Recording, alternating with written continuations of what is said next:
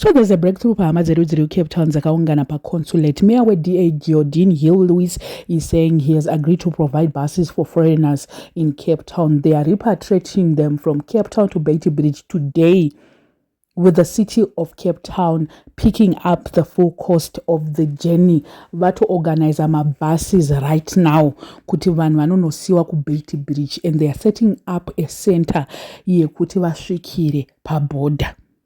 Zvakaoma hazvo, but zviri nani pane government yedu iri kuite chii? Kutovaendesa kuborder kutori nani, and Home Affairs hanzi ndo yatoita zvekutokumbira vakati ivo seHome Affairs they are going to set up a center. So by today that center will be ready kuti vasvikire pacenter pacho ipapo. Ko 1 million iri kupina nasi.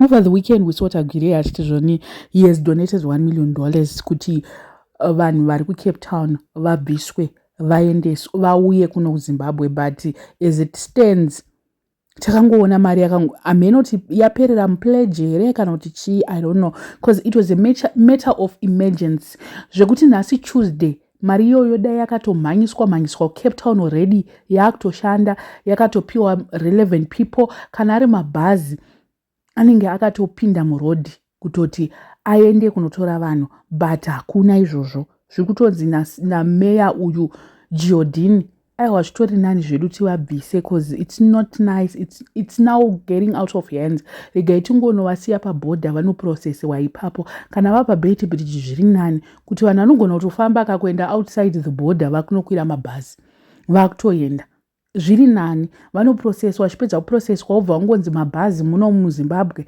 kana ari machiko onoungana outside, because mamwe acho anenge asina kamapemiti ekuti vapinde muborder vaite sei, so zvinenge easy.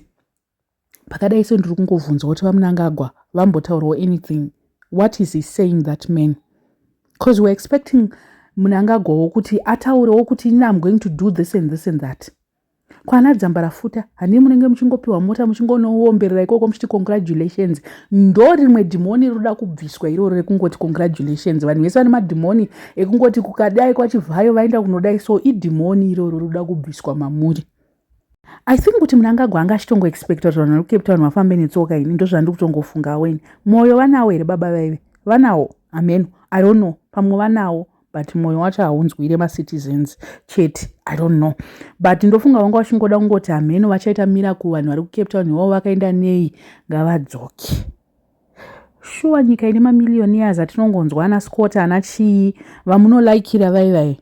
Apa pandofunga madzidza lesson yakakura chaiyo maidzidza lesson yekuti hamungoomberera vanhu maoko kunzi azodai so maomberera muchitadza kuomberera vari kutumira mabhazi vari kuita sei. So far our government has done zero, nothing. Pane vanhu vari kunzi vari kutambudzika vari kuita sei.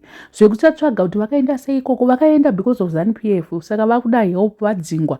Vanga vasina kana plan yekudzoka vanhu ivavo because of ill treatment yemunomu. Vanga vasina plan.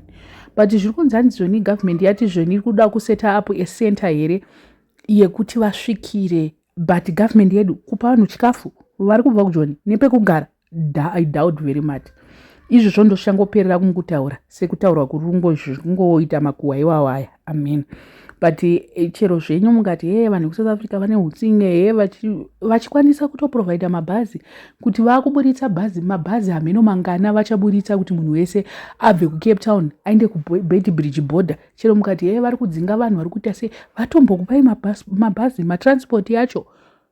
Pane situation zvairi zvaisi kuita veduwe vatoitawo moyo. Chero zvenyu mukati vane moyo wakashata, but moyo wacho wakashata wakwanisa kuburitsa mabhazi.